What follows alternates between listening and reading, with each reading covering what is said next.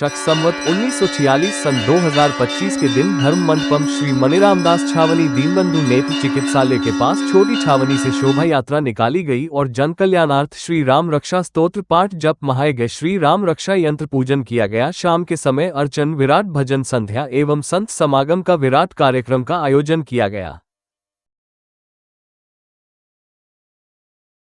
छावनी बिहारी सरकार की जय हो। सभी विप्रों से निवेदन है आप लोग अपने अपने यथास्थान बैठ जाएं और सदगुरुदेव भगवान का आगमन हो चुका है। आप महाराज जी जैसा निर्देश करेंगे वैसे कार्यक्रम को गति दी जाएगी। जय सिया राम। एक वर्ष श्री राम जन्मभूमि भव्य मंदिर का प्राण प्रतिष्ठा का हुआ है। हम सभी लोग सौभाग्यशाली हैं, भाग्यशाली हैं। उन भूतात्मा कारसेवक जिन्होंने श्री राम मंदिर के लिए गोलियां खाई, वो पूज्य साधु संत आश्रम की भजन संध्या पूजा वंदन को छोड़कर गांव में गलियों में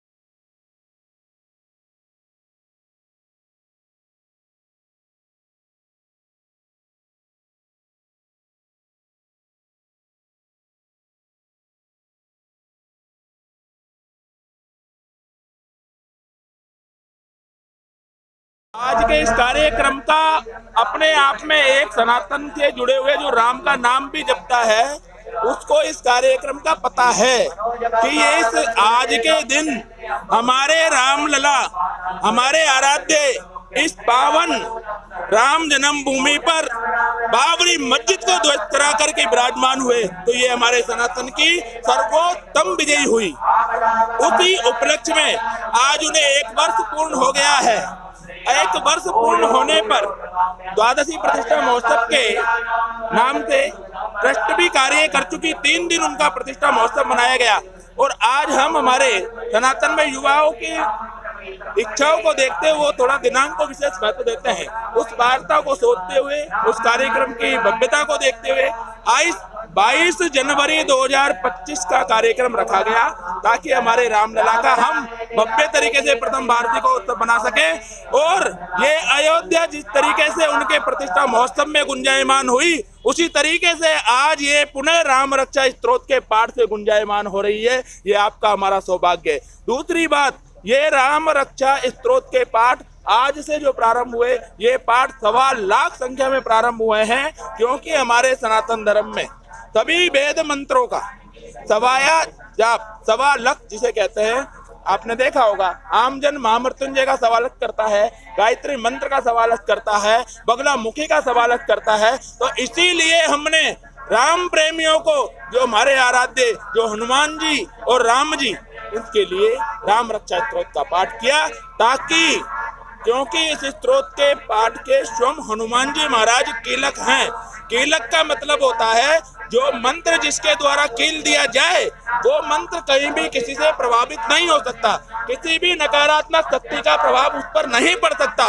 यंत्र के हनुमान जी स्वयं कीलक हैं, उसको हमने जागृत करने के लिए और प्रत्येक सनातनी तक उसको पहुंचाने के लिए, इस महाअनुष्ठान का प्रसाद पहुंचाने के लिए एवं इस महाअनुष्ठान के संकल्प को सिद्ध करने के लिए कि ये सकल जग का कल्याण हो और जो प्राप्ति हमें अभी करनी बाकी है हम सनातन धर्म के लोगों को, वह प्राप्ति भी तत्काल प्रभाव से प्रभु श्री राम की कृपा से हो।